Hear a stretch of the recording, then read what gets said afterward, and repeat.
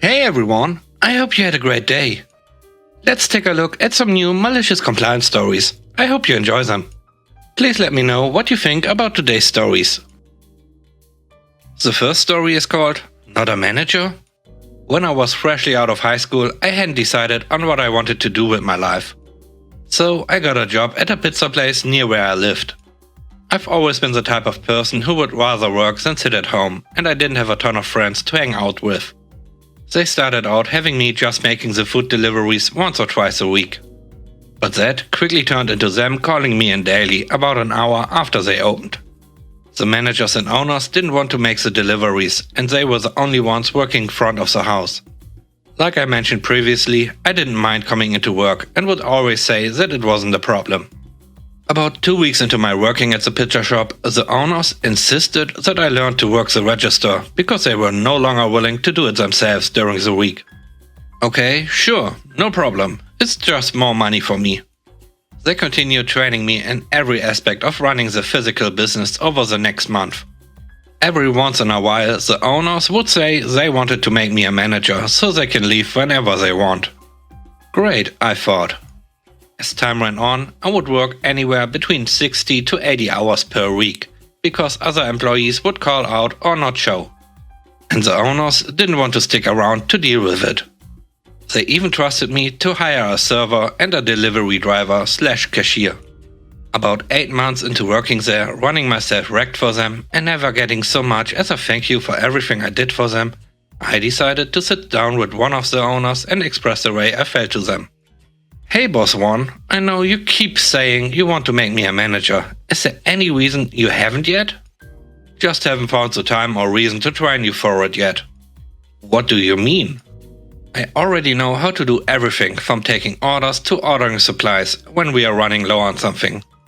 Yes, but it's not your place to do all those things yet. What do you mean?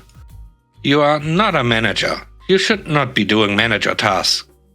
Alright, that's how you want to play it? Then consider it done. For the next 2 weeks, I didn't do anything aside from what they hired me to do, make deliveries, and only on my scheduled days. This went on for about 2 days and really upset the owners because now at least one of them had to be there at all times to make sure everything else was getting done. Eventually, Boss One called me into his back office to talk. What has gotten into you? What do you mean? You know you need to put in orders for supplies, yet we are running out of flour and soda syrup and no orders have been placed. I'm sorry boss, but you told me that I'm not a manager and I shouldn't be acting like one, so I stopped. Stop being a child, you know your responsibilities here and you need to do your job. I am doing my job, and only my job. If you want to make me a manager, I'll be happy to do those things. You really think I'm going to make you a manager after this? If I'm not a manager, then I won't do a manager's job. Fine, then just quit. You need to get over yourself. Okay, I quit. As of right now, I'm done. Fine. So I left. I was scheduled to work all week, which meant that they were out of basically a manager. I ended up getting a call the following afternoon from Boss One, demanding to know why I was so late for work. But I just reminded him that I no longer worked there. Now I was and still am very close friends with some old co-workers and heard all the drama as it unfolded. Turns out most of the employees ended up refusing to work because the owner had to be there full time now, and they were awful. In my time working there, I hired about 5 people.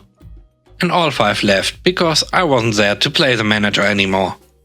They ended up closing about 6 months after I left because they couldn't get anyone to stay longer than about 2 weeks. The next story is called Work to Rule. I spent almost my entire life working union for a big company. I was part of a team that field tested and commissioned new equipment. This was always new tech, as the world was transitioning from analog to digital. Basically, we were the troubleshooters of the stuff that came out of the labs and had to start making money now. Because of that, we became well known. And we made a lot of enemies because we had to flag down reasons why stuff didn't work right off the bat and we had to point fingers. Eventually, we made enough enemies to warrant a change in middle management. We get called into a meeting where we are told we are being split as a group. We were a tight group of a dozen techs willing to travel and do insane hours to meet due dates. And we got split up with the install teams, who caused about 50% of the issues. It turned out to be a nasty meeting that had a lot of consequences throughout my whole career. A point was brought up that we could all be taking a holiday at the same time now, so where would they be? We were told this could never happen. At the time, if a team had over 10 tags, you were allowed 2 tags off at the same time. Well, come spring, and a brave one starts checking if we would be willing to take a week off to go fishing together.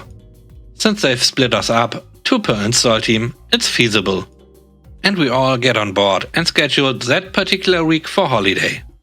Now, none of the low-level drones who are our bosses are aware that this could be an issue, and they all give their okay. Remember, we are union. Once our holidays are approved by management, this is carved in stone. So the actual drone who is managing that dozen tags distributed in 6 different groups starts wanting to make his SLAT, systems line up, acceptance and testing scheduled for that week. He goes to the first boss and tells him he needs the 2 tags for whatever project. He gets told that the 2 SLAT guys are off that particular week. He goes to see the next boss. The same answer. This particular drone, the real boss, is not that dumb and quickly figures out what we have done. However, to cancel an agreed upon holiday takes an act of someone just below CEO level. Here's the thing, they knew that the meeting to split us up would be highly contentious. So they made sure that minutes of the meeting would be taken and spread far and wide. And since we had mentioned this issue, they couldn't do a thing about it. After the amazing week of bonding, when we walked back into the office, all at different times, we couldn't help looking at our second level boss, my boss's boss, and give him the biggest grin a face can make. They had a post-mortem because of all the missed due dates and this comment. He wanted to break them up and they are willing to give up a week's holiday to make us look like idiots. They have never been so united. The company had announced high and low that they were splitting us apart for the greater good.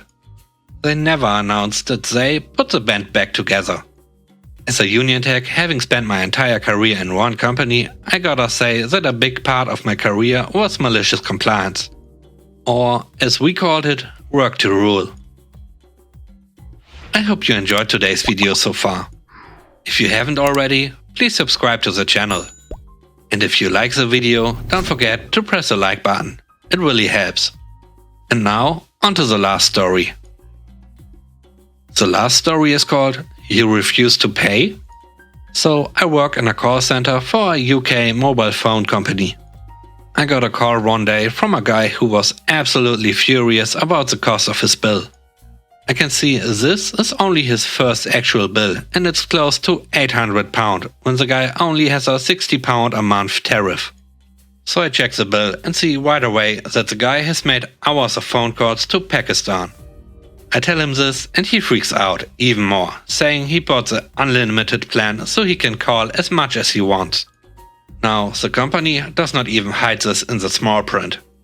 In big bold letters on any purchase on the website, it will say Unlimited Standard UK Minutes. And then, directly beneath it, it clarifies that premium rate and international numbers are not included.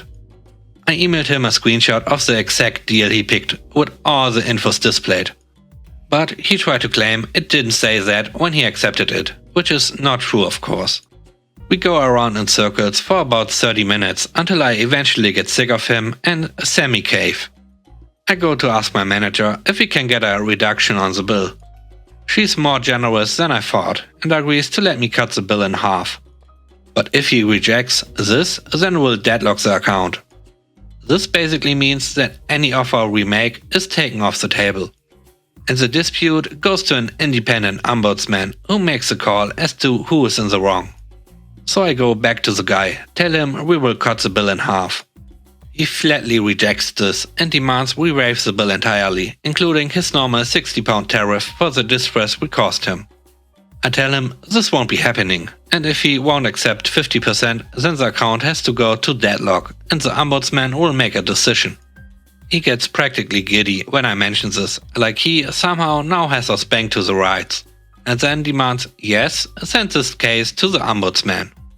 I say fine, and I send off the case. I'm now the caseworker for this dispute, so anytime he calls back, he will get put through to me. Fun times.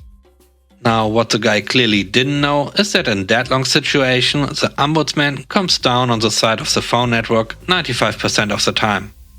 Not because of any corruption or bias, simply because if a customer has genuinely been wronged, the company will go out of its way to compensate them before it gets that far, so they can avoid bad publicity. It tends to be the insane customers who end up deadlocked.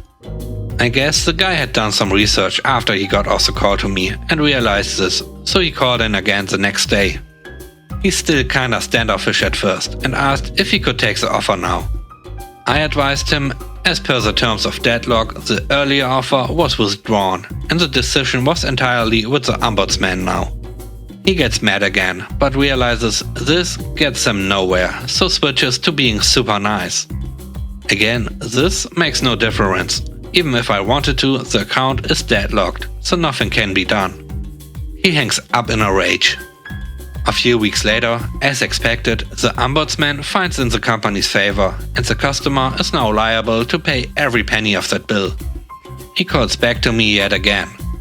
He is very arrogant and basically tells me that he won't pay us a penny, and we can take him to full court if we want. Now, we get thousands of people every year that stop paying their bill.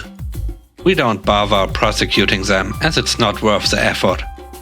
Instead, what will happen is your account will get cancelled and the phone will be blacklisted, so it's useless. And the entire cost you would have to pay over 2 years gets charged to you at once and sent to a debt collector. This will royally mess up your credit score for years to come.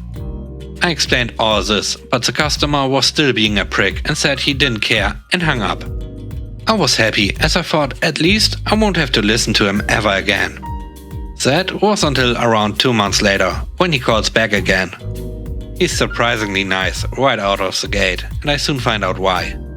After he refused to pay the initial bill, his contract was cancelled. And between the remainder of his contract cost and the £800 he refused to pay initially, he was now around £2,000 in debt. It turns out that when we blacklisted the phone he got from us, he tried with just about every other UK network to get a new contract. But he got rejected on the credit check. Also, on the day before the call, he had tried to get finance for a new car and was turned down because of what he owed us. He was stupid enough to think paying the initial $800 now would be enough for us to reconnect his line and clean his credit file. I advised him that there was no chance of this and he still owed us the full $2,000. If he paid the full $2,000, it would help improve his credit. But the fact that he went into debt with us in the first place would remain on his credit file. Thanks for watching the video. I hope you enjoyed it.